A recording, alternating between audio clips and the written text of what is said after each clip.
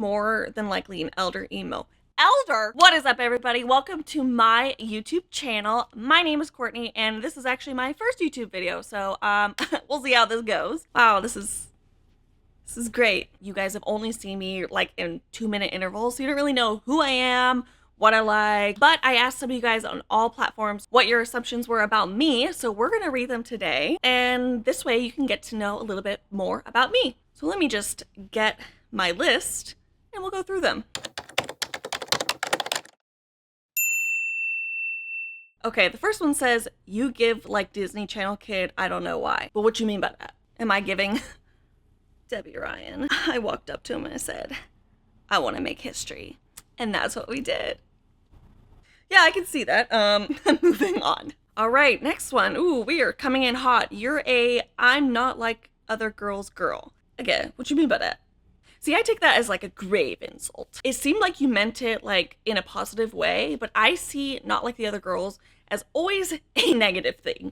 So, I mean, I think we're all unique in our own way. I don't think I'm super different or super same from anybody. I don't know. I would never call myself not like the other girls or that I'm different from other girls. Yeah, no. Funny enough, the next one literally says, you're a girl's girl. And that, you can count on that. Next one is, you hate me. I don't know who you are. I couldn't hate you. I have, quite frankly, no opinion of you. So, ooh, I like this next one.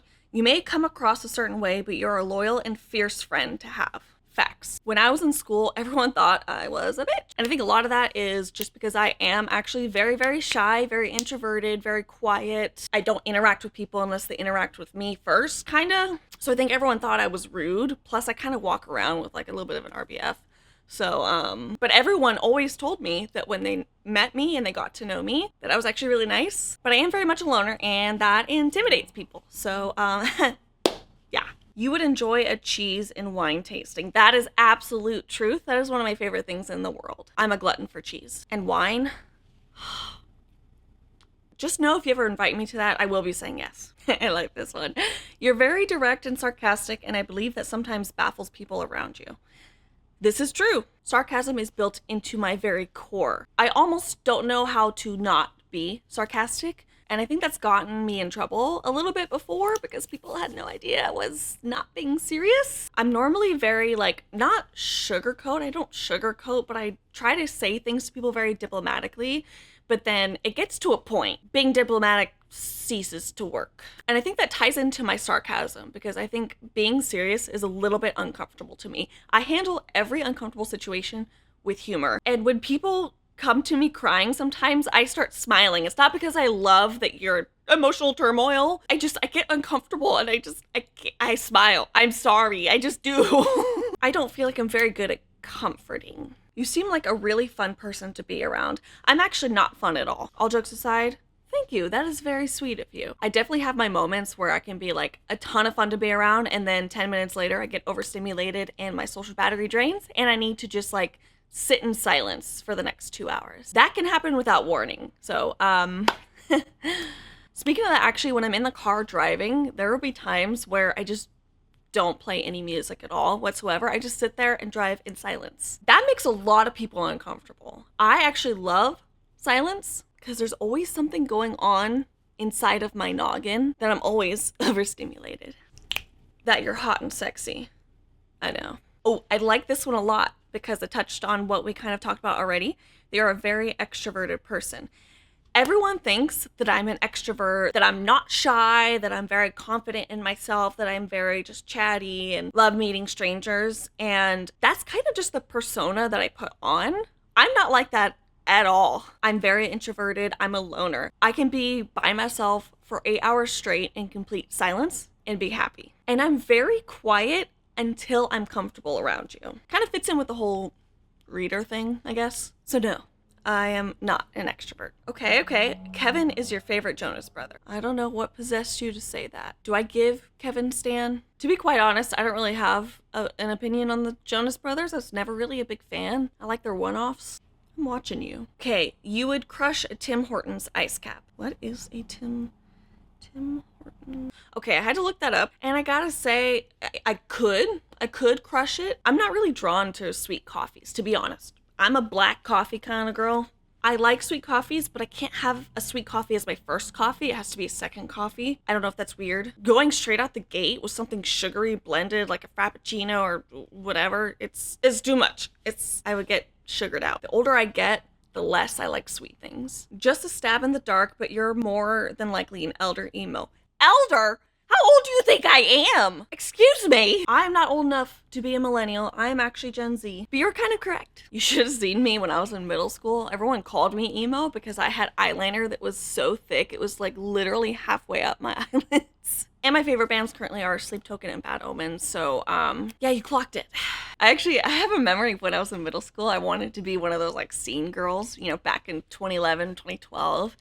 And I'm so glad my mom never let me dye my hair bright ice blue. I actually had my hair cut to have it be like this. Oh, yeah. I was more of like a wannabe emo. The music taste never left me though.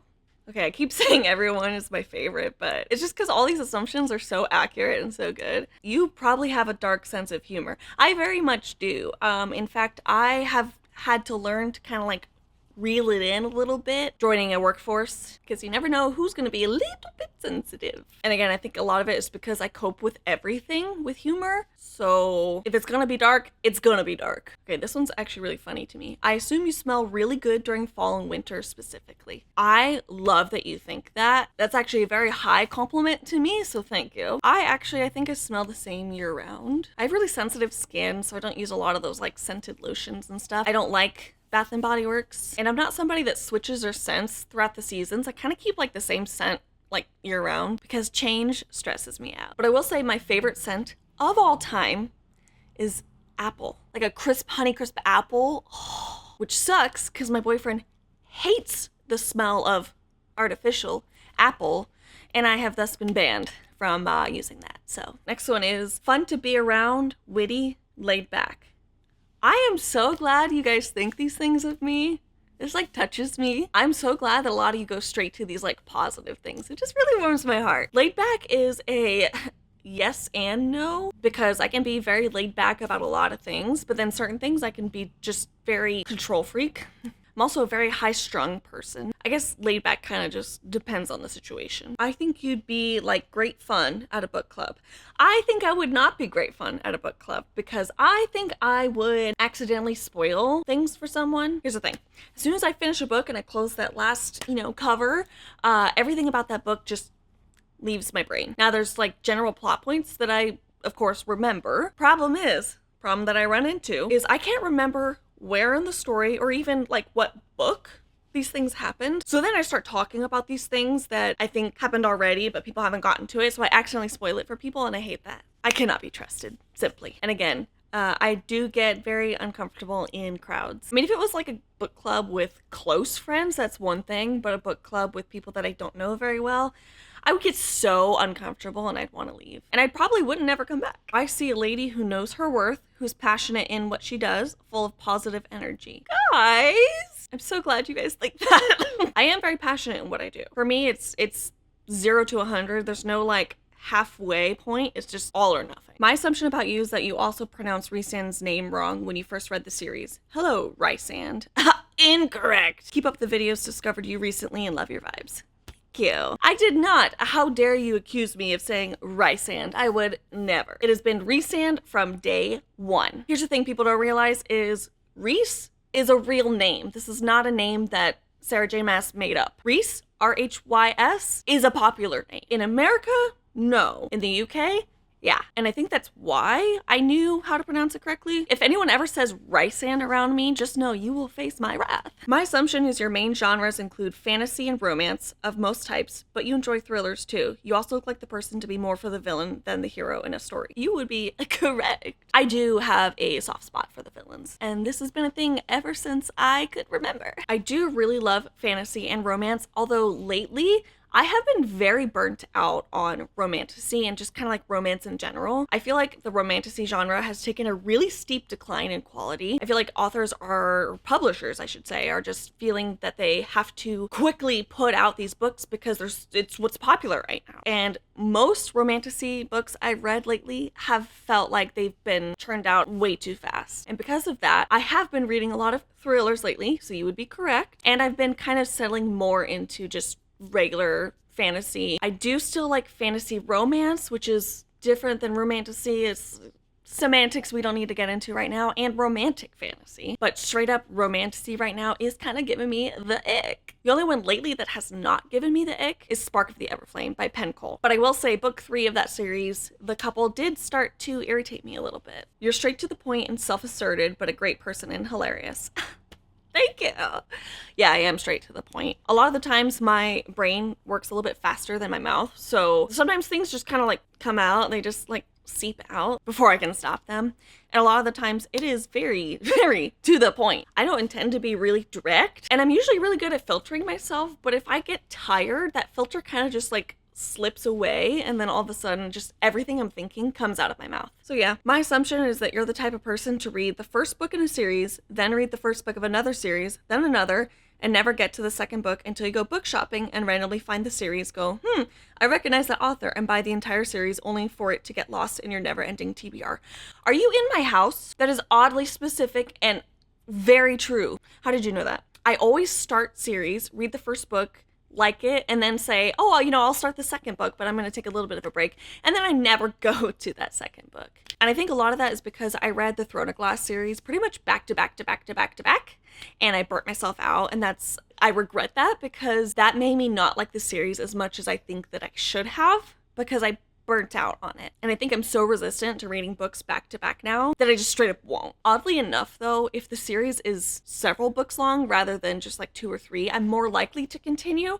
I don't know why that is. I always think in my head, okay, it's only 2 books, so the threshold for me reading the next book is, should be low. I can read the next book and then stop. I don't know what got knocked loose in here. I very rarely go back to book 2, even if I want to. I don't know what is wrong with me. And yes, I do tend to buy entire series before knowing if I like them. And then it's a real bummer when you read the first book and realize, wow, this sucks, and now you're stuck with the rest of the series. My assumption is that you have not always been a reader, but got into reading and loved it.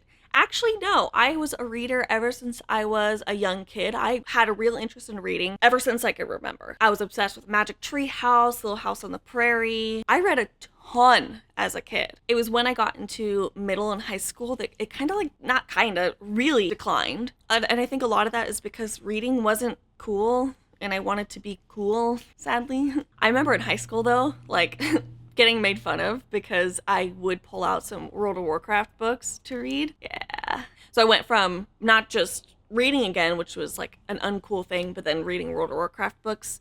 Yeah, I went again. See, this is where I'm all or nothing, 0 to 100. And then a couple years ago, I picked up a book. It happens to be this series right behind me that really reignited that love for reading. I was in a reading slump for 10 whole years, barely read that entire time, until I picked up the Bone Season, and I was hooked. Immediately hooked. Immediately revived my love for reading. Hence why I have so many copies of said series. I'm just glad that there's, BookTube and Book Talk and all these places that are it's really making reading quote unquote cool again. So no one really feels ashamed for reading anymore. In fact, it's actually cool if you start reading. My assumption is that your house is filled to the brim of books and that no room in your house does not have any books in it.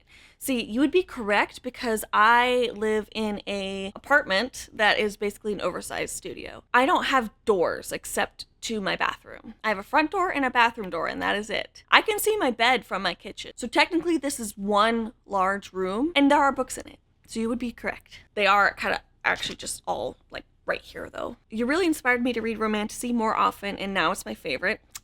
Thanks, that means a lot.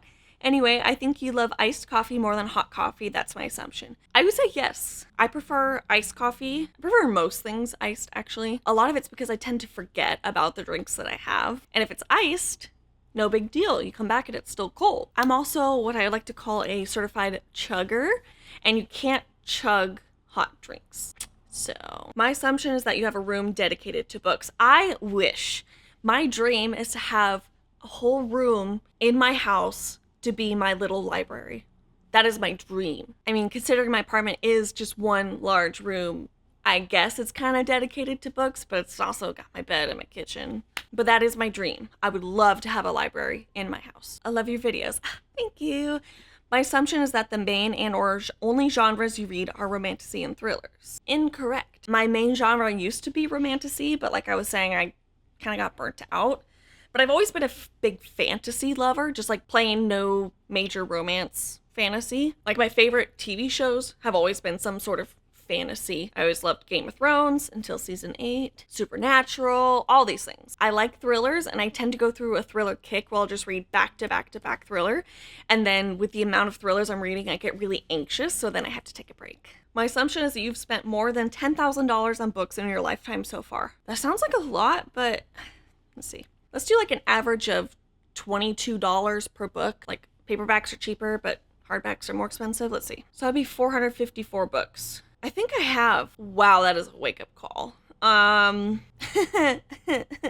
Yeah, probably. My assumption is that you've not read Babel by R.F. Kuang. Funny you say that, because I actually, a week ago, just bought the book because I wanted to read it. And I think after I read the book I'm currently reading, I want to start it because it sounds very, very good. So yes, you're correct, but I actually am going to read it soon. The author does intimidate me because I've heard that she writes very eloquent prose, which, I mean, it's not that I'm too dumb to read it, but it is a little bit intimidating when you have to make sure that you're fully on to read it. Whereas like romance, it's just kind of like you could like brain dead read it. Like I would say the most advanced book that I've read is probably Red Rising. Well, the series in general at least. But I am very excited to read her. Well, that is all of the assumptions I have for you guys today. Thank you so much for joining me on my very first YouTube channel. I hope you got to learn a little bit more about me. And if you guys have any suggestions on what you would like to see from this YouTube channel, please comment below and subscribe. And I will see you